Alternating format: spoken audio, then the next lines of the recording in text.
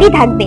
এরপর আরো কত কি দেখবো, পাড়ার কুত্তা, বেড়াল, ছাগল, এদেরও কি আধার কার্ড হবে নাকি? আধার সেন্টারে এবার মানুষের চেয়ে বেশি পশু পাখির লাইন লাগবে। আর যদি পশু পাখিদের আধার কার্ড হয়েই যায়, তাহলে কি মোদী সরকার তাদের অ্যাকাউন্টেও 3000 করে ভাতা পাঠাবে? দেশের যুবকদের চাকরি দিতে পারেন না, এদিকে পশু পাখির পিছনে কোটি কোটি টাকা উড়াচ্ছেন। এই দূর অবস্থার জবাব কে দেবে? সব থেকে বড় আর ভয়ানক আঘাতটা এসেছে মানুষের পেটে আর স্বাধীনতায়। বিজেপি আসার পর থেকে একটা বিশেষ এজেন্ডা নিয়ে মেতে থাকা হয়েছে, তা হলো গরুর রাজনীতি। কুরবানির সময় আসলে শুরু হয়ে যায় নানা ধরনের নিষেধাজ্ঞা, ভয় দেখানোর রাজনীতি। বলা হচ্ছে কোনো মুসলমানরা গরুর মাংস খেতে পারবে না, গরু নাকি বিক্রি করাও যাবে না।